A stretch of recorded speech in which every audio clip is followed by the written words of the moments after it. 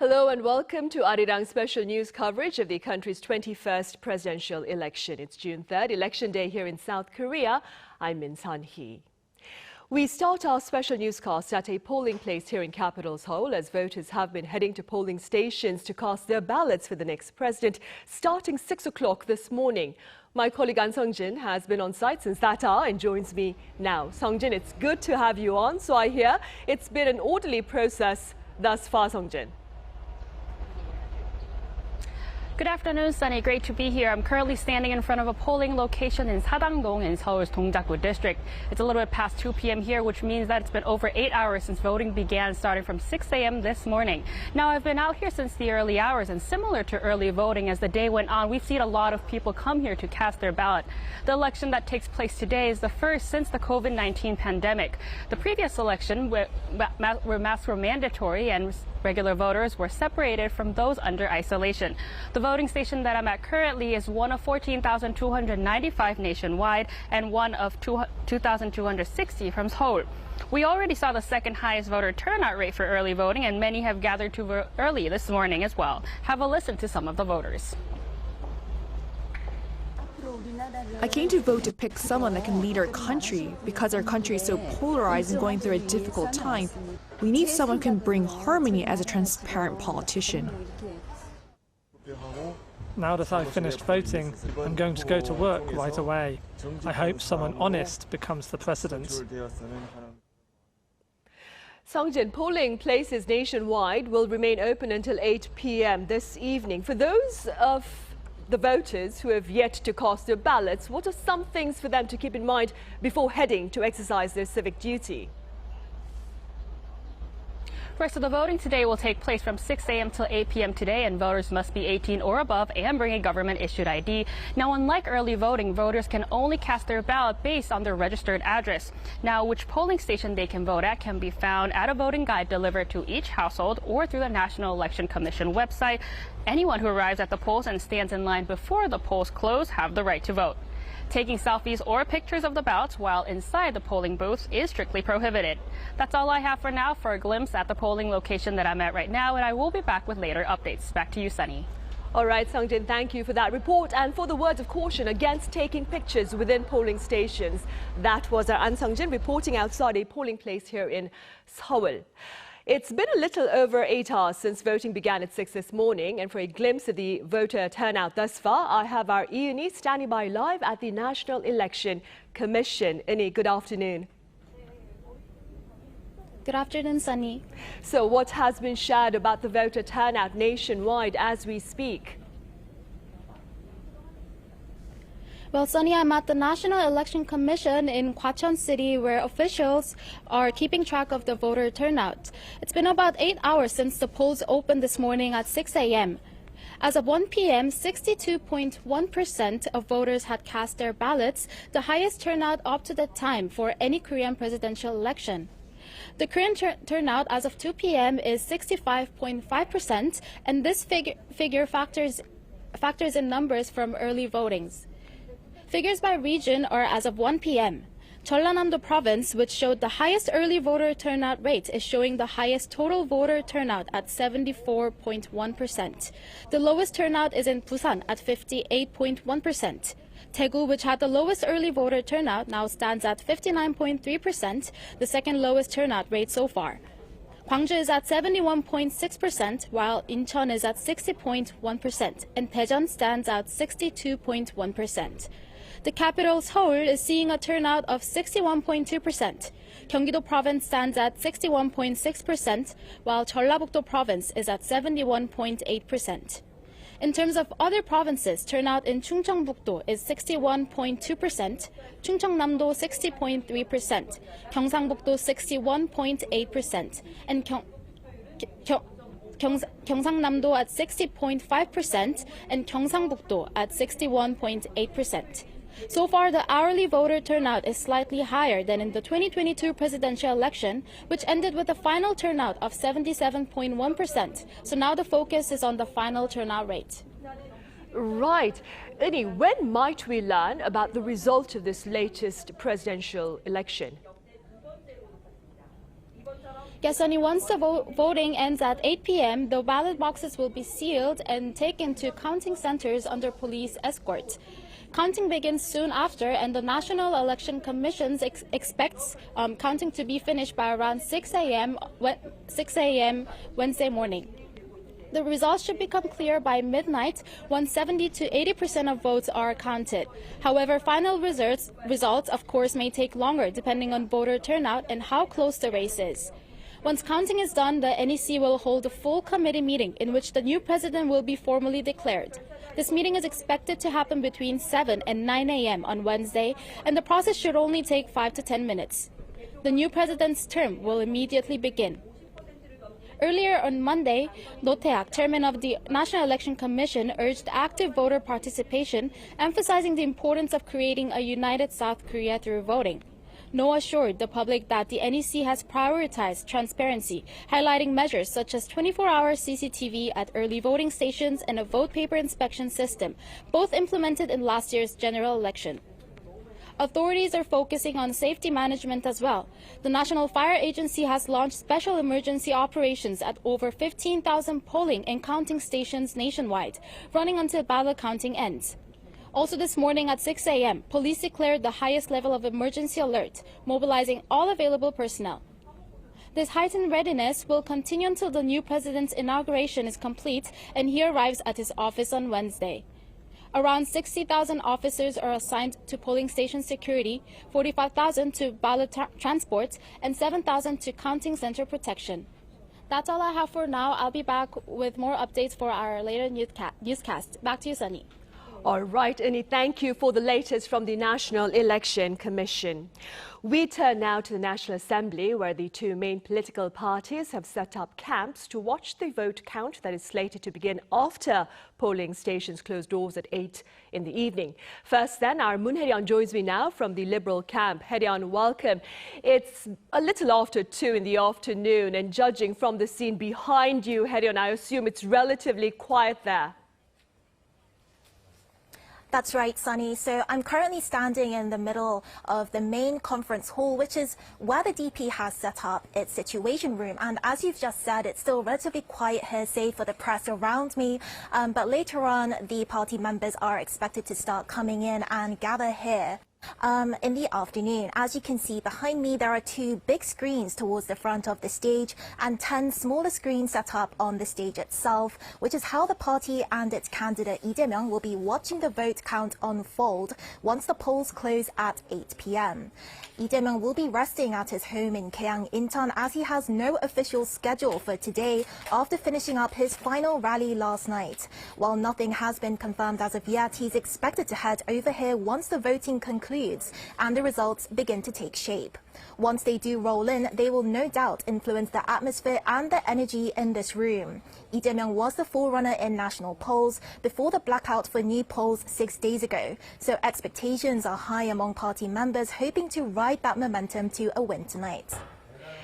Hae-ryun, before you go, do tell us a bit more about Lee Jae-myung's final public rally at Seoul's Yeouido Monday night.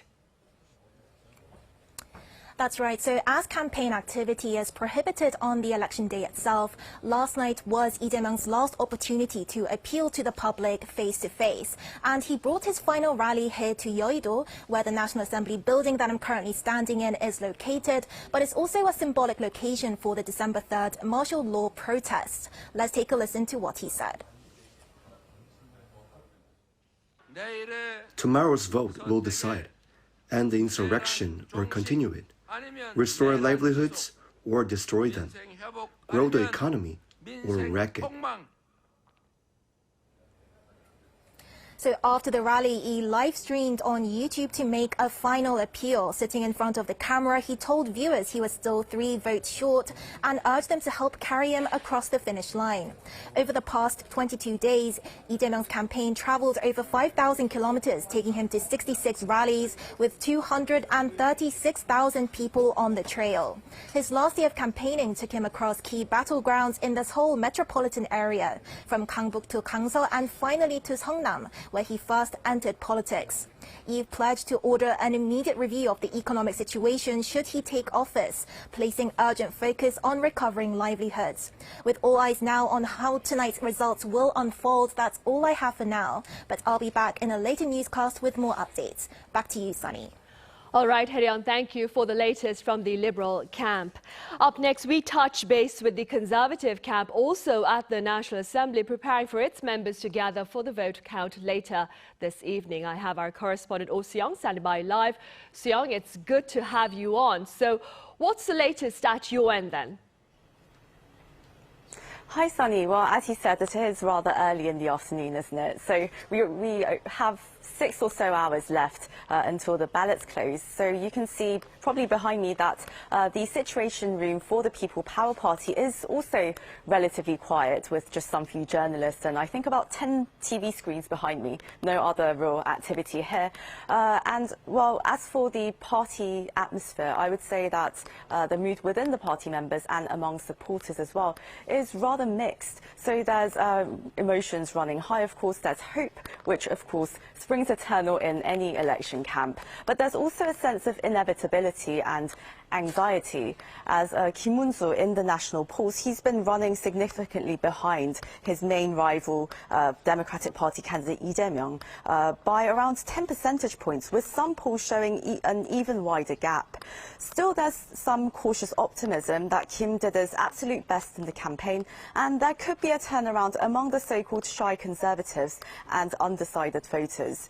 Now, as per tradition, Kim Moon-soo himself will monitor the voting and ballot counting process from his home in Gwanak-gu district in southern Seoul. If the vote count indicates that he might be the winner, then he's going to come right here to the Situation Room in the National Assembly's library tonight. Key PPP members will also be on standby at the party's election headquarters from 7:30 p.m. Meanwhile, Seong, I understand Kim Moon-soo sought out supporters in several cities over a span of some 10 hours yesterday. Could you tell us more?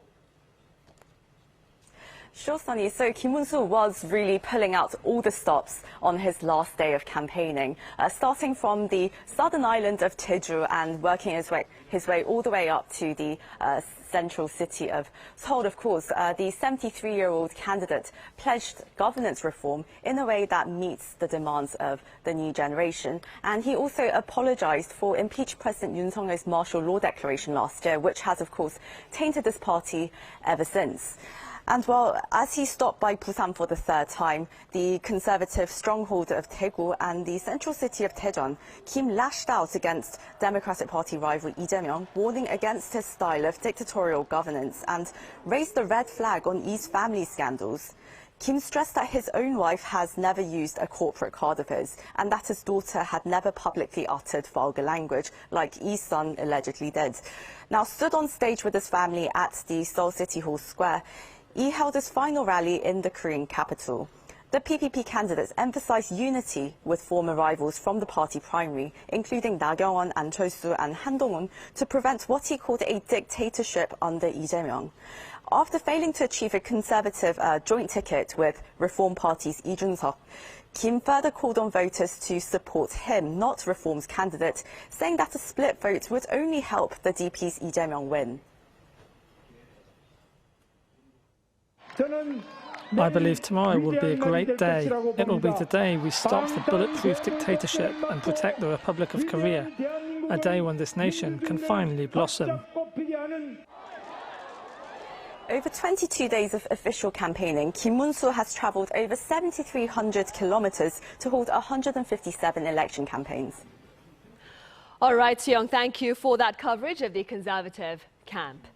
Moving on then, Reform Party candidate Lee Jun-seok was in the southern port city of Busan early this morning, having wrapped up his campaign in the conservative stronghold of Daegu City Monday evening.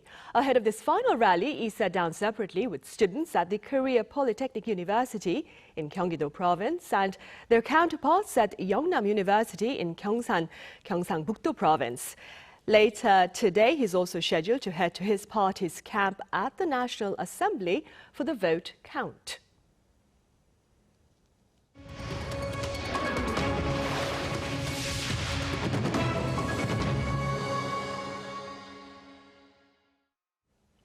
Granted, the most important task for the new administration is that related to the bread and butter issues affecting ordinary Koreans. But also important is its foreign policy direction, especially keeping in mind the current state of geopolitics. Our Kim Jung-sil covers the foreign policy proposals of the top three contenders. Three frontrunners, three different visions for South Korea's role on the global stage. In their final televised debate, the candidates outlined foreign policy agendas that could reshape the country's position in a region facing rapid change. Democratic Party candidate Lee Jae-myung called for balance between the U.S. alliance and stable ties with China and Russia. He warned of a diplomatic vacuum since the December 3rd martial law unrest and said South Korea's approach must evolve. The U.S. alliance is the foundation of our foreign policy. It must be developed practically, inclusively, and with a long-term vision. But we must not neglect ties with China and Russia. They require careful, strategic management. On North Korea, Lee seems to be charting a different course from past progressive leaders favoring step-by-step engagement over demands for immediate denuclearization. Conservative candidate Kim Moon-soo took a harder line, saying diplomacy must be backed by strength. Kim Jong-un's dictatorship threatens our lives and property with nuclear weapons and missile provocations. I will build a transparent, principled inter-Korean relationship and strengthen our defenses by reinforcing nuclear deterrence through the U.S. alliance. At the same time, his team told Arirang News he's open to meeting North Korea's leader while supporting economic and cultural engagement as long as it's grounded in South Korea's constitutional principle of one unified nation. At 40, Lee Jun-suk is the youngest candidate in the race.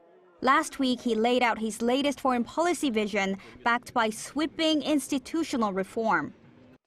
The president of South Korea must have international experience and a practical mindset. If elected, I will merge the unification and foreign ministries and appoint a deputy prime minister for national security to oversee foreign affairs, unification and defense policies. He said South Korea should lead its alliance and not just rely on it. Three visions for South Korea's future on the world stage. By tonight, one of them will begin to shape it.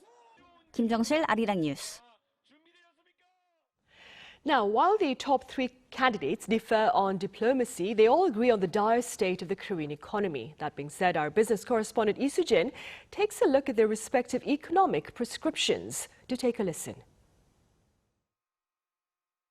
With economic institutions both at home and abroad revising down their growth projections for South Korea, economic pledges are taking center stage in the presidential race. The domestic economy shrank by 0.2% in the first quarter. Negative growth. How can our people make a living like this? Please elect Lee Jae-myung, a capable, loyal, and well-prepared worker as president. It's true that Korea is now in a slump with very low growth, among the worst globally, right? I will bring this economy back to life as the president of the economy, everyone. Half of Democratic Party candidate Lee Jae-myung's pledges focus on the economy, while 7 out of 10 of People Power Party candidate Kim Moon-soo's are economic pledges. And Lee's top economic pledge and Kim's second is artificial intelligence, signaling how both view it as central to Korea's economic growth. Both propose investing 100 trillion won, or around $71 billion into fostering the AI industry, but their plans of how they'll use these funds differ. Lee Jae-myung's AI for All initiative aims to expand public access by offering free advanced AI services, including a Korean version of ChatGPT, while also pledging to secure over 50,000 high-performance GPUs. Kim plans to set up a public-private fund to foster AI unicorns and vows to train 200,000 young specialists through graduate programs and software-focused universities. But both agree that Korea's regulations are outdated, with Lee calling for special exemptions and Kim pushing to align regulations with global standards. Reform Party candidate Lee Jun-suk, currently third in the polls, has proposed market-driven AI innovation with minimal state intervention. And another issue that has garnered much attention is each candidate's bid to improve work-life balance. Also, he focused on 4.5-day work week is actually aimed at reducing worker fatigue and improving work-life balance. If you look at the Kim Moon-soo's proposal, he believes that with a good negotiation between workers and employers, a more flexible system can be achieved without making dramatic changes. He has proposed reducing the standard workweek from 40 to 36 hours by cutting Friday afternoons without reducing wages. Kim's plan adds an extra hour per day from Monday to Thursday for a shorter Friday without reducing total hours and includes exemptions to the 52-hour cap for the semiconductor sector. And Lee Jun-seok, instead of a 4.5-day workweek proposal, has pledged labor reforms that include giving local governments the authority to adjust the minimum wage to revitalize regional economies. Though each candidate's visions differ, their focus on the economy underscores its central role in this election. 이수진, 아리랑 뉴스. 요새 쉬었음 청년들이 굉장히 사회 문제로 대두되고 있는데 그 부분에 대한 해결이 가장 먼저 이루어져야 될 거라고 생각합니다.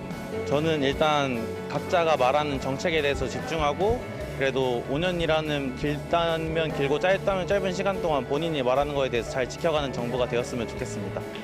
기후와 관련해서는 조금 더 재생에너지나 뭐 이런 쪽에 조금 더 관심을 가지고 탈원전 정책에 조금 더 관심을 가지는 그런 정부가 되었으면 좋겠습니다. 대학 서열화를 끝내고 그리고 사교육 시장을 줄이는 방향으로 좀 더 평등한 교육 정책을 위해서 애써야 되지 않나 이런 생각을 갖고 있습니다. 누가 돼도 상관은 없지만 그 공약을 하셨더라면 하나라도 지켜주는 게 있었으면 좋겠어요. 아무래도 자영업 쪽에 있다 보니까 자영업자 쪽에 조금 더 신경을 써줬으면 좋을 것 같아요. 일단 기본적으로 주거 안정이 좀 제대로 이루어졌으면 하는 바람입니다. 없는 분들을 좀 생각해서 서로가 나눔의 실천을 했으면 좋겠어요. 아무래도 제가 이제 30대 초반이다 보니까 이제 결혼 이런 관련해서 정책들이 물론 지금도 잘 나오고 있는 것 같은데 아직도 청년들이 좀 결혼을 준비하는 데 있어서 어려움을 겪고 있기 때문에 결혼 문제에 있어서 좀 이제 정책 같은 것도 좀 더 많이 완화되고 대출 규제라든지 이런 것들 많이 좀 풀어졌으면 좋겠다라는 생각이 있습니다. And on that note, we end our special coverage of the presidential election for now. We return with updates at 5 p.m. Korea Standard Time. Join us then.